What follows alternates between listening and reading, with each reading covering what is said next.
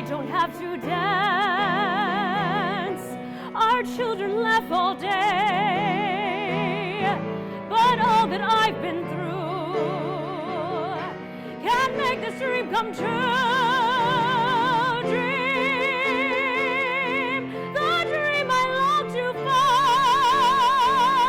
find, the movie in my mind. Hi, I'm Dorcas. So I went to Memorial Middle School and I went to Stratford for high school.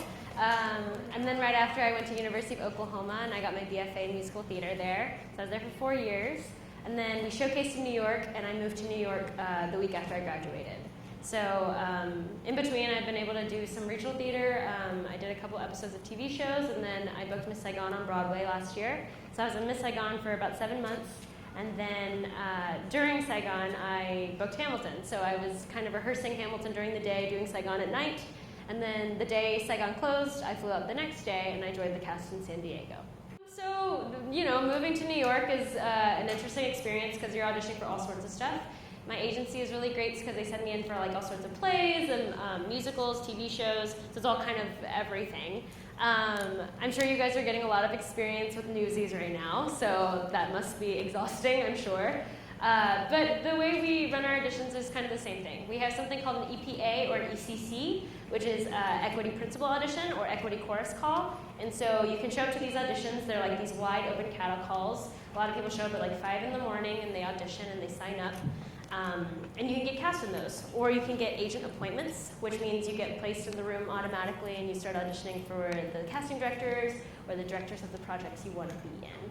So I definitely think that Stratford prepares you guys for the audition process.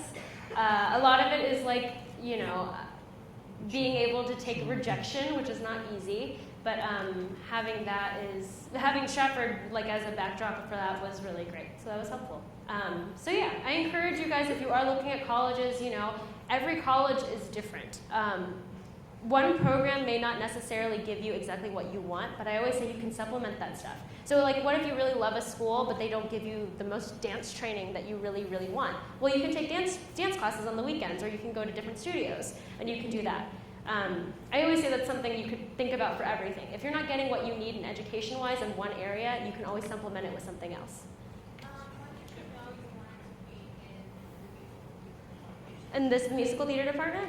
So I think definitely I started because Patrick Riley, my best friend, was in Music Man with me at Memorial Middle School with Miss Etchital. And so that was my first show in 7th grade. The other thing I really loved doing was back then, Spring Branch ISD had a fine arts summer camp where they would have multiple schools. So you would do stuff with the other schools in the Spring Branch district. And we did Little Abner one summer, and I really, really loved it. And so there were like a ton of high school mentors that I loved, and they were really helpful in like making me love theater. And so I definitely think Memorial Middle was where it started. Yeah. Can you talk about the process of auditioning for Hamilton? Sure. What all you were expected to do? Yeah, so for just like Miss Saigon, Hamilton, when I booked it, was my 11th audition for Hamilton. So I started auditioning for it when it was first a workshop at the Public. So that was 2013 as well. So it moved from the Public to Broadway, and then from Broadway they had a first national tour, and then they had Chicago Sit Down Company, they had the West End production, and then the second national tour. So currently Hamilton has 5 different companies all over the world. Because my role is very specific in what I have to do, they gave me a packet of all of Angelica, Eliza, and Peggy Mariah stuff, which equals about 60 pages. And so you come in and you memorize it and you perform it. Sometimes it's 1 time, sometimes they call you in 3 times. So it really depends. You have to just be prepared.